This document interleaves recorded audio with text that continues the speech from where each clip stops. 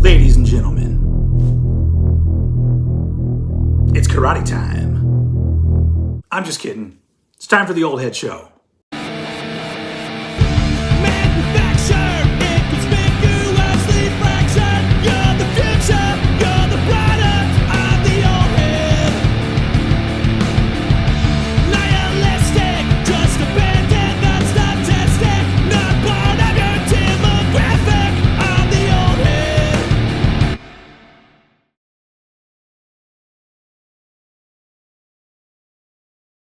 What's up, everyone? Welcome to another episode of the Old Head Show. For those of you who got my Cobra Kai joke from the beginning, yeah. No lie, I love that show, and I'm absolutely ready for season 5. Anyway, moving on. Let's go ahead and get this started. What is this, the 5th, 6th episode of the Old Head Show? Something like that. Either way, clearly I enjoy doing this because it's made it to 6 episodes. That's always something. And as usual, like in every other episode of the Old Head Show, I think maybe except for the first one. Let's not count that. That was like the pilot episode. You know, you see the pilot episode for a show, and it's always like not quite there yet. It's like, why does it all of a sudden get a lot cooler like episode 2? That's because, you know, They did the bare minimum to get the network to go, all right, fine, we'll give you the money. No money here, folks. Free as fuck. So the quality didn't go up. The beer drinking did. So, as usual, I try every single episode to try a new beer, and I always try to make sure it's either 1, music related, or 2, I guess it's not 2 because it's an either or, whatever. If it's something that seems badass, that you could say, oh, this is metal, or this is cool as fuck, or whatever, something like that. But today it's actually metal-ish and definitely music. Did I say metal or music? Whatever. Music related. This is definitely music related, and it's a beer that I've never tried before. Tonight we are going to be trying the Deftones Belching Beaver IPA, which is called Phantom Bride. And I'm not the biggest IPA fan. I like some IPAs. I probably haven't had enough to really like give you a gauge on how I feel about them. And honestly, when it comes to Deftones, I wouldn't consider myself a Deftones fan, but there are a few of their albums that I really like. So I'm perfectly happy to support them in their beer making. So yeah, we're going to be trying out this, the Phantom Bride, which is it's brewed by Belching Beaver Brewery, which is in California, somewhere in California. So here we go. Oh, these are, I don't know why I didn't expect these to be talls, but they're talls. So shit, yeah. Fucking more beer, man. These are talls, man. All right, so there you go. That's what we're going to try. Phantom Bride. All right, Deftones. All right, Chino. What kind of beer is this?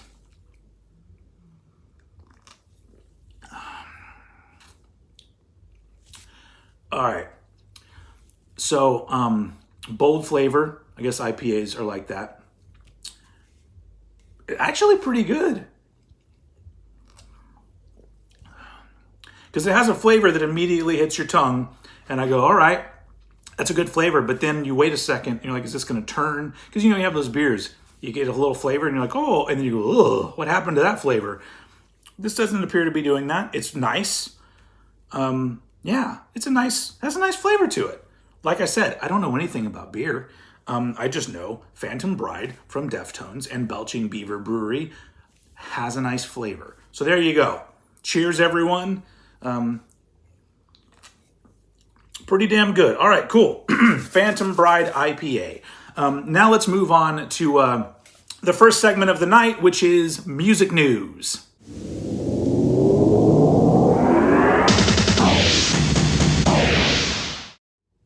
All right, so probably the biggest thing in metal news right now, and something that I think at least a few of you are curious about my opinion on this, whatever, is the Pantera reunion. And I'm doing this in case you didn't know, because Pantera, I mean, the founding members of Pantera, I guess Rex Brown is a founding member of Pantera, but the Abbott brothers, Vinnie Paul on drums, Dimebag Darrell on guitar, were pretty much the driving force of Pantera. And doesn't really matter what singer they had, the music came from pretty much those two guys. So this reunion thing, if you don't know, is the remaining members, Phil Anselmo, vocalist, second vocalist, by the way, of Pantera, and Rex Brown, bass player. And they're going to be adding for this tour as Pantera, Zakk Wylde on guitar, which I can go either way on Zakk Wylde. He's done some stuff where I go, that's cool. Other stuff where I go, that's bullshit. If you ever look at any of my stuff, the tagline that's on there, it says, low rent Zakk Wylde gets diarrhea of the mouth. It's still one of my favorite comments I've ever received. And so it became the tagline for pretty much everything on social media. And on drums, the most important part on drums, Charlie Benante from Anthrax. If you watch my shit a lot, you know I love Anthrax. Charlie Benante is a great drummer. That's a good lineup, aside from Phil Anselmo, a good lineup of musicians. Now, here are my thoughts. Recently, just hearing the kind of singing that Phil Anselmo does, he's not really going to be able to do most of the Pantera stuff justice, in my opinion. I totally understand that singers get older. Last week, I was getting on people for fucking with Vince Neil. Whatever. If that's true, then people need to be fucking with Phil on this, unless he just does a complete 180 and is able to go again, which he won't. It's already a thing where I go, I don't really want to hear Phil sing Pantera songs anymore. And then on top of that, I feel that the heart of the band was the Abbott brothers, Vinnie Paul and Dimebag Darrell.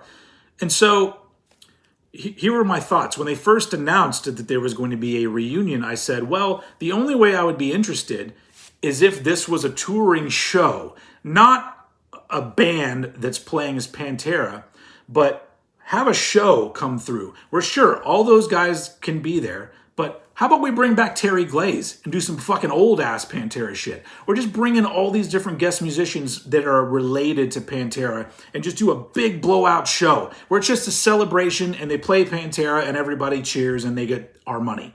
But that doesn't seem to be what they're doing. It seems like it's probably going to be a reunion, naming it as a reunion tour, and those four guys will go on tour and play Pantera songs.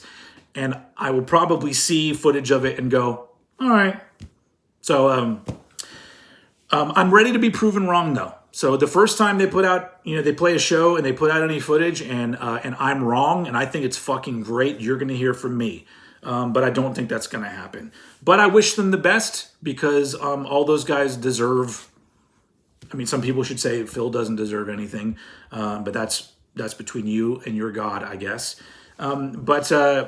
I just figured if they go out and it's successful, cool. Maybe it at least brings Pantera music maybe to newer crowds that don't really know them or don't know much about them. Whatever. It is what it is. So really, I went that whole long way just to kind of go, So that's the first. That's our first story on music news. Next up on music news, how many fucking bands is Dave Ellefson in? So about like a year ago, maybe a little less than a year, there was this announcement of like Dave Ellefson, from ex-bass player of Megadeth, if you don't know, who was essentially fired from the band because videos surfaced of him jerking off on camera. So there you go. Bringing you up to speed. So about a year ago, it's like, oh, here's Dave Ellefson's new band called The Lucid. And it has the singer that used to be the singer of Sponge, or maybe it's like an alternative rock band. I don't know if Sponge is still a band, but that guy was the singer of Sponge. And, the song came out and we're going to have an album out. And I heard it and I go, okay, that's fine. And then all of a sudden, like maybe 6 to 8 months later, they're like, oh no, here's Dave Ellefson's new band. It's a death metal band called 30th. And it's got a dude that was in Entombed AD on vocals and guitar or something. And I heard that song and I go, oh, okay, well, it's not amazing, but it's all right. And then I just see a post literally like 2 days ago, and it's like Dave Ellefson's new project called Ellefson Soto, which is Dave Ellefson and Jeff Scott Soto doing music together. And it's just like, their debut album is coming soon. And I'm just like, holy fuck. And on top of that, you've got, already they announced a tour where Dave Ellefson, Chris Poland, Jeff Young are all going on, those are ex-Megadeth members, are all going on tour to play old Megadeth songs. So Mr. Ellefson is fucking busy. And there's a part of me in my brain that goes, Dave Ellefson's new band. And everyone kind of went, and he went, never mind, that's not it. Here's my new band. And everyone went, never mind. Here's Dave Ellefson's new band. I know that's probably not what he meant to do, but it looks like that. Like guys, over here, because that new Megadeth album's about to come out, and he's not on it. Anyway, if you want to know my opinion on that, people make mistakes. Every guy jerks off.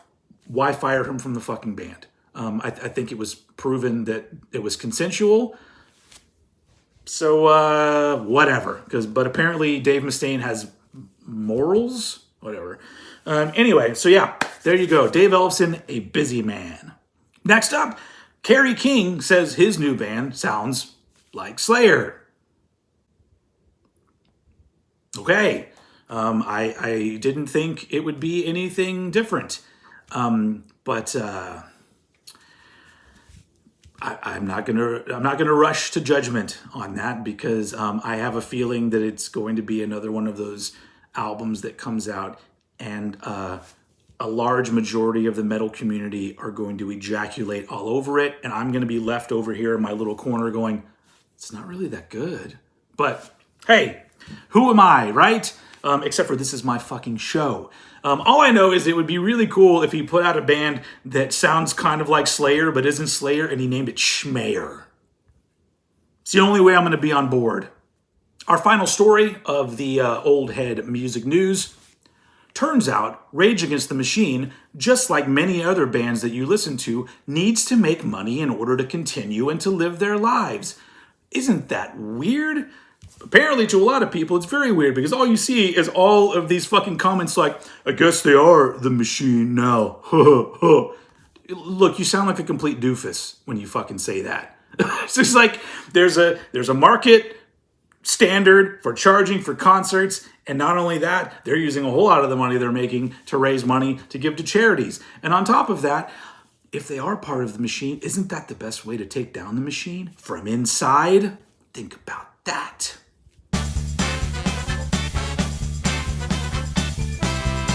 All right, next up on the Old Head Show, I decided to do something a little bit fun.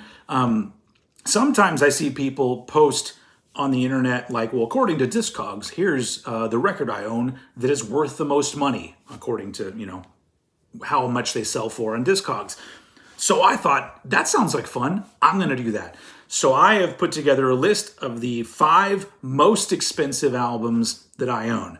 I didn't count box sets or special editions with multiple discs or anything. These are just albums that are worth the most money according to Discogs. Now, I ended up going with the median price because if you look at it, it's what it's sold for at the lowest price, the median price, and the highest price. Now, normally, the lowest price is like your shit is missing the inner sleeve and it's all fucked up. Highest price usually means it's a mint condition or something like that. So I'm going to go with the middle because, my shit is usually well loved and I like it that way. So we'll go backwards from the number 5 most expensive. You just saw the corner of it. If you're really sharp, you already know what it is. The number 5 album on the most expensive albums I own, median price, coming in at $147 is the debut album from Body Count, the version with Cop Killer. I've talked about this album a lot on my channel, so I don't really need to say much more, but I love this version of the album. And I'm glad that I got it on vinyl. And apparently a lot of other people want it on vinyl too. They never, this is it. They never did a repressing of that Body Count album on vinyl that way. I think you can probably get unofficial, like bootlegs or whatever. But apparently the median price for that is $147. All right, so some of you may know that my record collection behind me is made up of maybe about 90% my stuff and then about 10% my wife's stuff. And turns out a couple of her things are the most expensive things that we own together. So I thought I'll bring them out too. Plus it brings a little bit of flavor and a different perspective on my shit. Because we're going to be talking about an artist right now that I really don't care too much for. But apparently this album, the median price is $150. And it is this one right here, Bob Dylan, Highway 61 Revisited. Now, I know this is probably on the lower end of the median, because the record itself is in good condition, but we got some wearing, and we've got names on the back and stuff. But it's overall a pretty good quality version of this album. And apparently the big deal with this album is that there's a song called From a Buick 6, and this version has a completely different, not completely different, but a different version of it that apparently has a harmonica solo that isn't on other pressings, and that's very interesting. And also this is a stereo version, because a lot of albums, this one's from 1965, and a lot of albums around that time, they would put out, I guess, the basic mono versions of things, and then they would also put out stereo versions for people with their hi-fi systems or whatever back then. So yeah, there you go. Bob Dylan, the number 4 most expensive album in my collection. All right, number 3, also coming in at $150, Lulu. Apparently, this is worth something, right? I mean, it's worth a lot to me. I actually like this album. And this is the only pressing that was ever done of it from 2011. It's gatefold. I did a whole video on Lulu and about revisiting it, and it doesn't deserve the hate that it gets, and it's actually pretty cool. But whatever, who am I? I'm just a fucking dumbass Metallica fan that I'd buy a record if they farted on it. Somebody said that to me one time. I probably would. All right, coming in at number 2 of my most expensive albums at $156, the Seaweed album Span Away from 1995. I love this album, and I think this is a really good copy of it. I think I only paid $60 for it, and it's in really good shape. There's a different version that came out in 95 that's green, but this is the black vinyl version of this album. If you don't know this, that's one of the best albums of the 90s right here. I did a couple episodes of a thing called It Should Have Been Huge. This is one of them. Maybe one day I'll get around to making that video. This album should have been huge. It is, if you're into like a really energetic alternative rock that fit just fine, it probably would have done a lot better in around 1992, 93, but it doesn't fucking matter. It's one of the best albums ever made, in my opinion. Seaweed's a great band. So there you go, my number 2 most expensive album. All right, everybody ready? The most expensive album in my collection for the median price coming in at $180. Another one of my wife's. One of my wife's records is the most expensive album that we own. And it's a more recent one from 2017. The Last Concert from Selena. It's a live recording of her very last concert, which I think was here in Houston, Texas. This is the first time I've ever talked about Selena on my channel. But I ain't gonna lie, I'm a fan of Selena. I don't think you can be from Texas and not be a Selena fan. I think it's some sort of fucking rule or something. I don't know. Either way, it's great, and apparently this is a sought-after thing, because I guess in the Selena camp, they put out releases, and then they don't repress them, and then people are like, fuck, we didn't buy it. Well, now you can pay $180 for it. Also, by the way, if that whole time that I was talking about this album, you thought when I said Selena, I meant Selena Gomez, let me come here. Let me tell you something very important. There is one Selena. This one. Selena Gomez is Selena Gomez. She's fine. I like that show she's on. Only Murders in the Building. Great show. But There is one Selena. Sorry, I just had to clear that up. All right, you know what? That was so much fun. How about we flip it over and we do the maximum amount, because it changes up a little bit. For some of the stuff that I own, if this stuff was mint or really fucking great condition, which a couple of these are, all of a sudden the prices really change. This is where shit really gets interesting. Let's go through these really quick. This is, according to Discogs, the maximum amount that one of these was sold. Coming in at number 5, Slayer, Rain in Blood. And yes, this is a 1986 copy on Def Jam or Def American or whatever records. And this one's in really good shape. So what does it say? $387 is what one of these would sell for. I bet you I could probably get $300 for this. This thing is, well, it's got a little bit of creasing, maybe $250. Either way, it's in really good shape. And it's a fucking great album. It's worth it. Number 4, coming in at $469, a 1989 pressing of Dr. Feelgood by Motley Crue. I mean, come on. I mean, great. This one, I don't know if you can see this shit. This is in really good shape. It's got some wear from the record. What do you call that? Whatever it calls, record wear. But other than that, it is in really good shape. So maybe I could get $400 for this one. Not selling it. Coming in at number 3 for $500. Master of Puppets. Clearly, this one is not going to get $500 because it's got ring wear, and that's what it's called, ring wear. Jeez. But overall, this is a really, really, really good copy of this. And this is the club edition. So if you look, there's no barcode, and it says something here about like Columbia House or something, back when you used to pay a penny for some shit. But now this is worth $500. Well, But it turns out that when we calculate things that way with the highest price, my wife's records come out on top. That Selena album that we were talking about is also going for $500. But on top of that, the Bob Dylan album that I showed you, if it was in mint condition or really good condition, that album is going for $806. So, yeah. So a sought-after Dylan album in the right condition. Anyway, that was fun. That was fun, right, folks? Moving on to the next segment.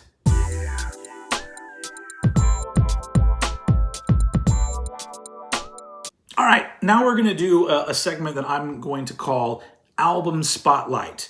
And some episodes of the Old Head Show, I'm going to do these where I highlight one of my favorite albums of all time, and I'm going to talk about it, and I'm going to show you all of the related things and versions of that album that I have. So why not? Because I love talking about this band all the time, first off, because nobody talks about them on the internet, but also it's my favorite album of all time, so why wouldn't we start with this? Ride the Lightning by Metallica. This right here is a 1984 Electra pressing. The original, like the first pressings of this were still on Megaforce, but this is a later repressing, also from 1984. Once again, ring wear, not in the who the fuck cares what condition it's in. For some reason, like these older records, if it's an original, this is from 1984, and for some reason I see the ring wear, and that for some reason is just an added bonus for me. Because it's like this record has seen a lot of shit. It's been places. It's been through a life since 1984. So I kind of dig that. But the record itself is in really good shape. And it's my favorite album of all time. My favorite Metallica album, obviously, because it's my favorite album of all time. I've talked about it a lot. The reason I really like Ride the Lightning is because it still maintains a little bit of that young, aggressive edge from the Kill 'Em All days, but clearly they've already progressed and they're moving forward towards what they would, do with Master of Puppets. Arguably, in a lot of ways, Master of Puppets would be the superior album, and I would never argue with that. But personally speaking, I love everything on this album, and I love the youthful energy, and I love all of the songs. I love every single song, including Escape. In fact, I think Escape is actually one of my favorite songs on the album. And once again, that's probably because I am the champion of the unfairly maligned. Even recently, I saw somebody with a comment. It's like, I can listen to that album, but I always skip Escape. Why? Is your musical taste that fucking bad? I mean, I realize it's a song that the band themselves have said that they don't really like, but think for your fucking self for a change. They're my favorite band of all time, and I will not let them dictate to me whether or not I like Escape. I think it's a fucking great song, and I think it goes perfectly on the album. Just if you look at all the different songs and the type of songs they are, and the way they play into each other, and the way that they form an entire album, Escape is fucking essential on this album to the reason why I love it. So that's all I need to say. People have talked about Ride the Lightning enough, so let me show you all the fucking related things that I have from the Ride the Lightning era. First off, we have the 1984 Creeping Death EP. Well, I mean, it's 3 songs, essentially a 12-inch single.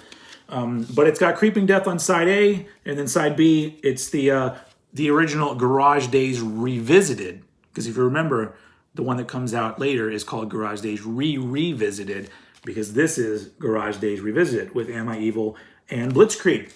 And I love this. I love this cover. I love Creeping Death is my favorite song on the album. Both of these covers are fucking fantastic. And so I absolutely love it. And this is on Music for Nations because this was a European release. And then on top of that, one of my very, very first videos that I ever... Could you say that again? I'm having trouble hearing you. This bitch won't fucking shut up when I'm trying to do a video. Anyway, sorry, hold on. So one of my very first videos was me talking about this actual record.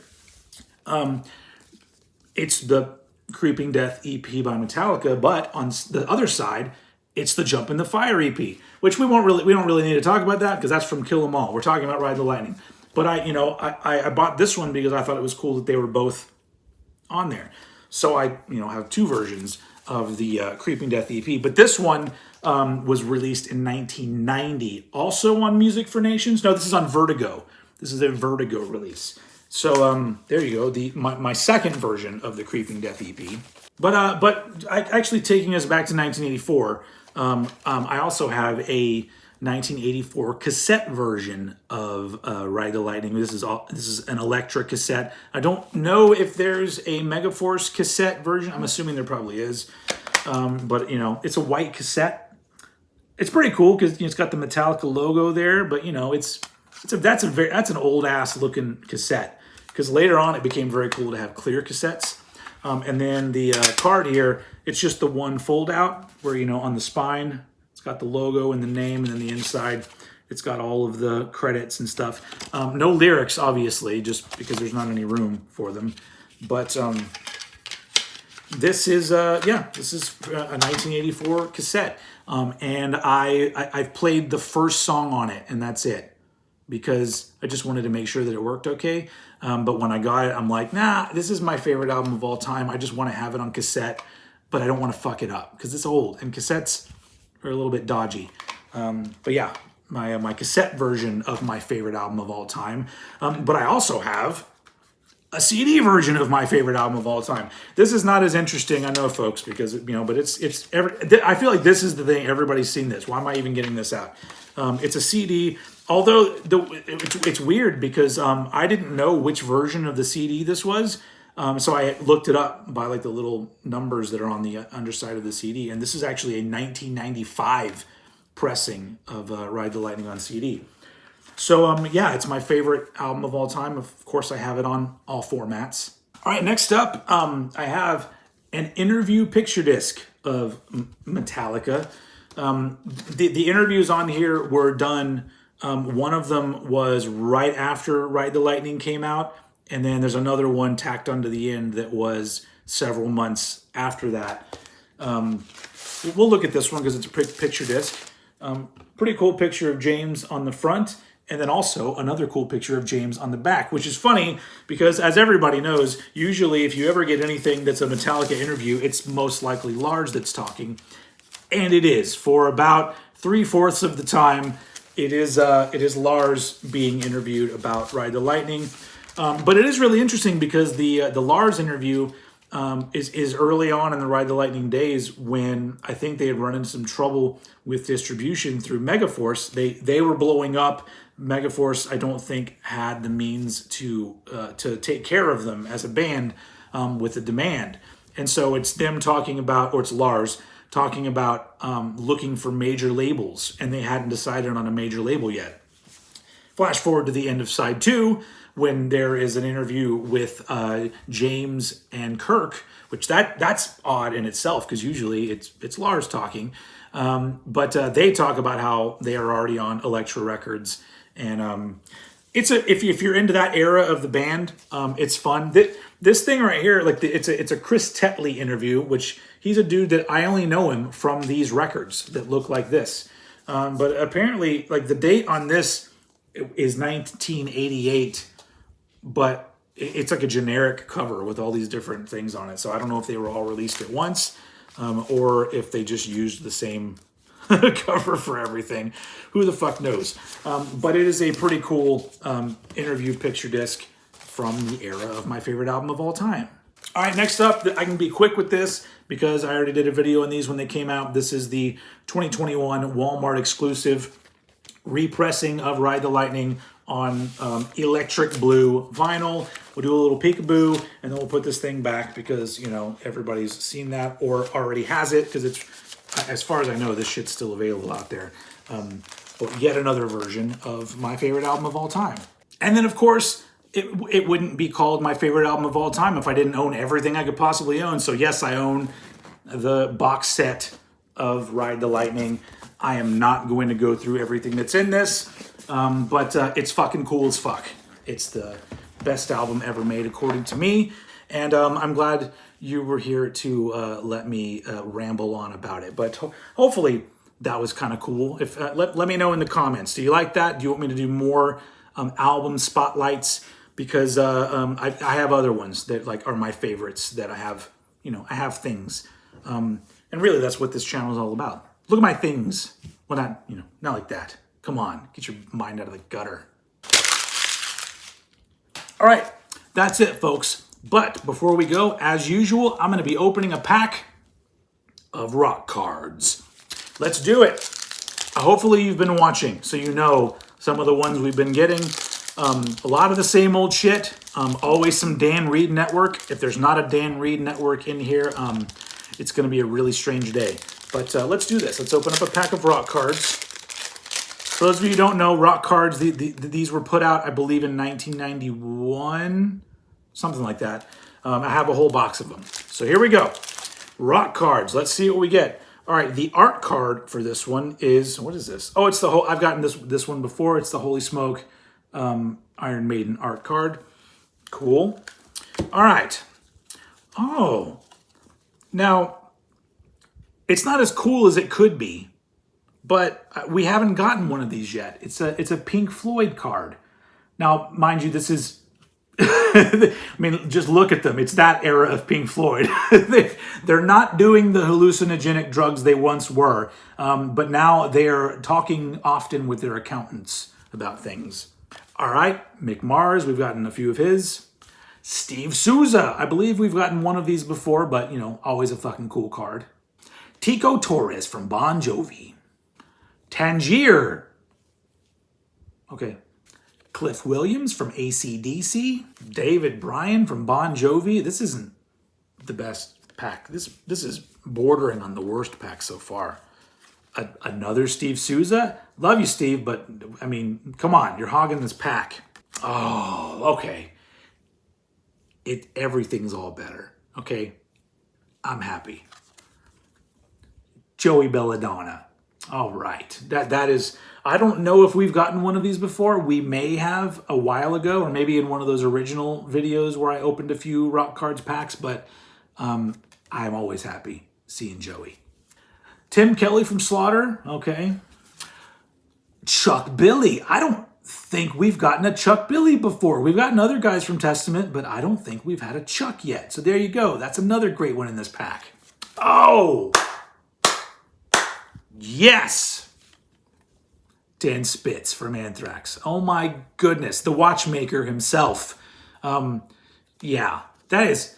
I'm pretty sure we haven't gotten a Dan Spitz. I think at this point we've gotten all of Anthrax, but this is the first Dan Spitz. And look at that shot. God, that guy was such a fucking great guitar player. He's sorely missed. Apparently, he's also a great watchmaker, if you didn't know. So much so that his career has surpassed anything that he did in the metal world. All right, wrapping it up. All right, Michael Lecompte from Tangier. All right, okay. So there you go. Another pack of rock cards opened. Thank you, Dan Spitz and Joey Belladonna, for making this a good pack of rock cards. Now, everybody, finish your drinks.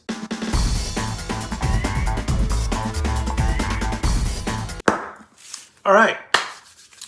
That's it for this episode of the Old Head Show. Thank you very much for joining me. Put your comments down below. What did you like? What did you not like? I'll be back soon with another one of these once I have enough ideas to make an interesting episode. But I will be back soon with something else for those of you who like watching my shit. And you guys are awesome. So thank you for being here. And I will see you all again very soon.